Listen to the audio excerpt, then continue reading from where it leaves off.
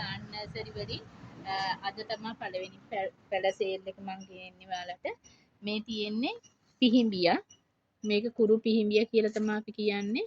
මේක ලස්සනට වැටකට වගේ හිටව ගන්න පුළුවන් ලස්සන පඳුරක්. ඔයාලට මේකේ පැල 5ක් 6ක් තියෙනවා එක මේ පෝච්චියක. ඔයාලට මේක මේ වැටකට හිටව ගන්න අරගෙන දැන් මං අර වැටකට හිටවලා තියෙන විදිය පෙන්නන්නම්. මේ තියෙන්නේ ඒ කුරු පිහිඹියා වැටකට හිටවගෙන දැන් මේක නම් කපන්නත් වෙලා ලස්සනට මේ විදිහට තමන්ගේ වැටකට වගේ මායිමකට බෝඩර් එකකට හිටව ගන්න මේ කුරු පිහිඹියා හරිම ලස්සනට හදා ගන්න පුළුවන්. ඉන්දියා පැල මේ පැකට් එකක් ඔයාලට රුපියල් 150ක මුදලට ලබා ගන්න පුළුවන්. අංක 2 මේ තියෙන්නේ අල වර්ගයක්. ඒක ඔයාලට රුපියල් 100ක මුදලකට ලබා ගන්න පුළුවන්. මේ තියෙන්නේ කෝලියස් එකක්. මේ කෝලියස් එක රුපියල් 50ක මුදලකට ඔයාලට ලබා ගන්න පුළුවන්. මේකත් බෝඩර් එකට වගේ හිටවන්න පුළුවන් ලස්සන පැලයක්. මේ පැලේ ඔයාලට රුපියල් 100ක මුදලකට ලබා ගන්න පුළුවන්.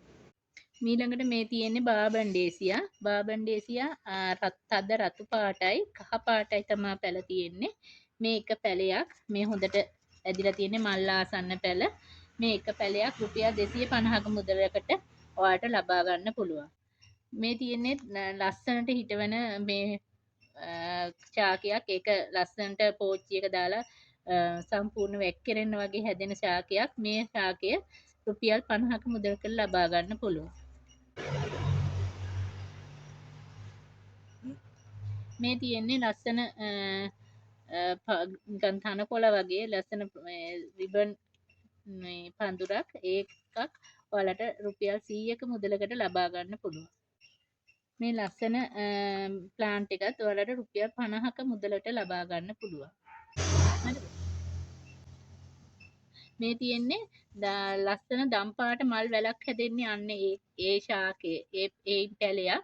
ඒවා තම්මේල් එකේ මගේ ඒ මල් වැලේ මල් පොකුරක් දාලා තියෙනවා. ඔයාලා බලන්න. මේ පැලයකුත් ඔයාලට රුපියල් 100ක මුදලකට ලබා ගන්න පුළුවන්. මේ තියෙන්නේ මේ බේබි රෝස. මේ වගේ හැමදාම මල් පිරෙනවා. මේ වැස්ස නිසා මේ දවස්වල මල් ටිකක් අඩුයි. මේ වගේ බේබි රෝස් පඳුරක් ඔයාලට රුපියල් 200ක මුදලකට ලබා ගන්න පුළුවන් අංක 10ක. මේ තියෙන්නේ අංක 11 ලස්සන සිංගෝනියම් පැලයක්. මේ සිංගෝනියම් පැලේ ඔයාලට රුපියල් 200ක මුදලට ලබා ගන්න පුළුවන්. මේ තියෙන්නේ ඇග්ලොනිමා පැලයක්.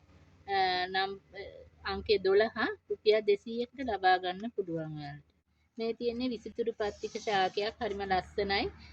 කොළ පාට පසුපුවේ සුදු ඩොට් ඇටලා තියෙනවා.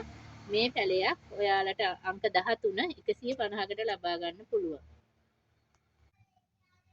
මේ තියෙන ලස්සන බිගෝනියා ශාකය මේ හොඳට හැදිලා තියෙනවා. මේක හැංගින් පොට් එකක දාලා එල්ල ගන්න පුළුවන්.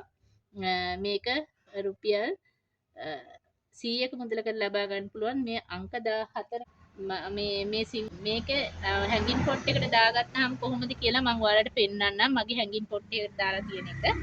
මේ තියෙන්නේ ලස්සනට හැංගින් පොට් එකක දාලා එල්ල ගත්තාම මේක හෙවණ වැටෙන්න ගොඩක් ලස්සන වෙනවා. ලස්සන පාටක් හැදෙනවා.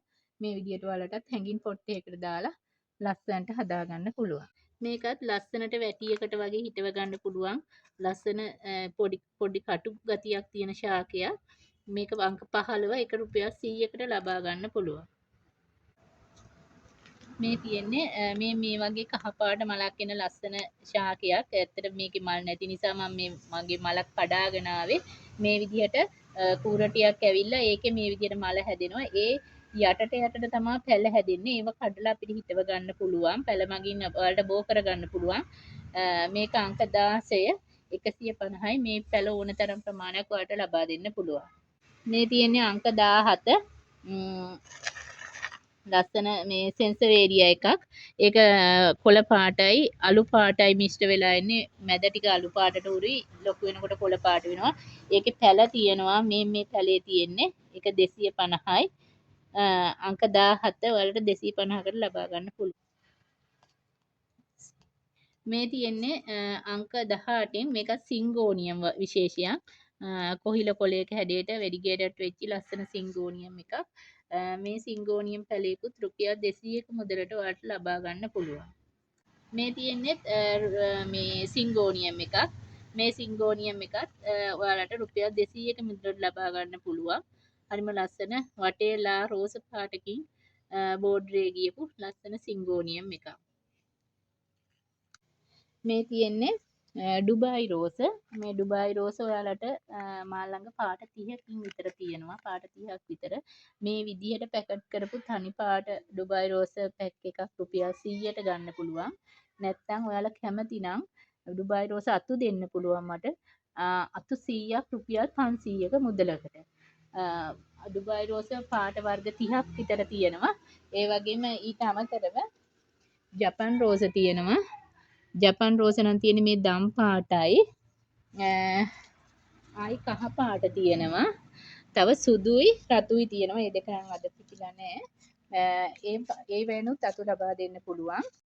එහෙනම් මගේ පළවෙනි මල් සේල් එක මම වර්ග 20ක් අරගෙන ආවා අද දින. ඒ මල් සේල් එකෙන් ඔයාලට ගන්න මොනවා හරි පැල තියෙනවා නම් මගේ දුරකථන අංකය පහතින් සඳහන් කරලා තියෙනවා. ඒකට WhatsApp පණිවිඩයක් හෝ කෝල් එකක් ලබා දීලා ඔයාලට අවශ්‍ය පැල ටික වෙන් කරගන්න කියලා මම ආදරෙන් ඉල්ලා සිටිනවා. සියලු දෙනාට සුබ දවසක්.